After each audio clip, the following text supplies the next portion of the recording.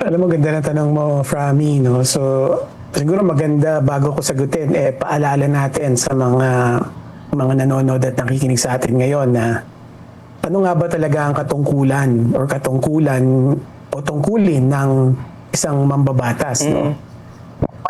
Malinaw dun sa tawag natin sa kanya, mambabatas. Ang tungkulin niya, gumawa ng batas. Yes. Particularly, specifically, gumawa ng batas na tutugon sa mga problema natin. At alam mo naman yan, Rami, ang dami nating problema, no? Intergenerational problems. Ibig sabihin, problema na minana pa natin sa mga nauna sa atin at kung hindi natin tugunan, ipapamanan pa rin natin sa mga susunod sa atin. Now, ang nakikita natin ngayon sa mga mambabatas natin, dun sa mga mambabatas na nabanggit mo, no, yung sa House at sa Senado, is hindi nila nagagampanan yung tungkulin nilang yon. No, kasi unang-una, malinaw na kaya sila galit for personal reasons. Right? Hindi sila galit dahil merong mga batas na hindi napapasa.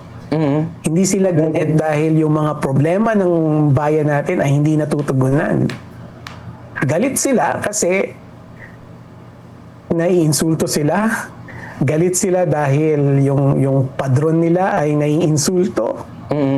In other words, what we're seeing are personal cat fights, no? Mga bickering at away palengke. Yes. Sa salitang kalye pa, di ba? Hindi sila nag-aaway, hindi sila babalitaktakan patay sa kung ano ba dapat na ipasa ang batas. Iyon ang bukod. At sana yan ang kinamumulat ng mga botante natin ngayon na itong mga taong binoboto natin ay hindi nagtatrabaho para sa bayan natin. Ang hindi konektado talagang mukhang personalan lang Kasi hindi naman natin maiiwasan ng politika, no?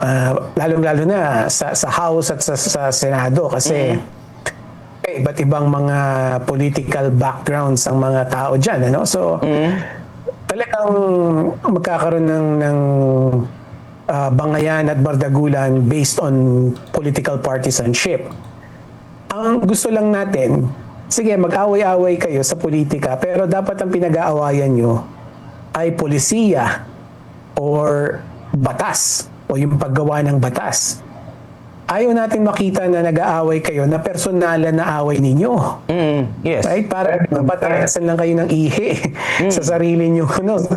Tapos kami pang dinidistorbo nyo. Pera pa namin ang ginagamit nyo para mag-away-away kayo na personalan. So, I don't think konektado yung nakita natin sa House. Parang hindi naman konektado sa impeachment kasi at the end of the day, magbobotohan naman sila from me. It's either pabor ka sa impeachment or not, right? So kung halimbawa, loyal ka kay dating Pangulo Duterte, I mean, that's up to you.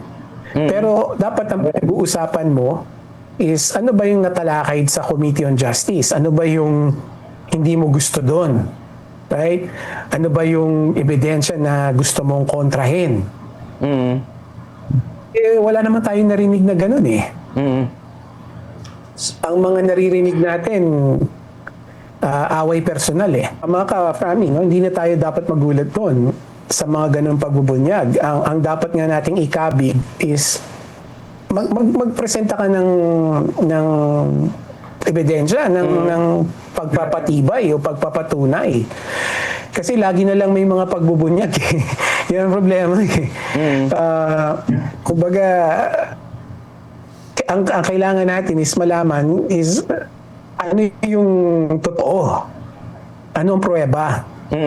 Kasi katulad dati nung panahon ng impeachment ni dating Supreme Court Chief Justice Corona, matunog, di ba, na nagkaroon ng bayaran sa Senado.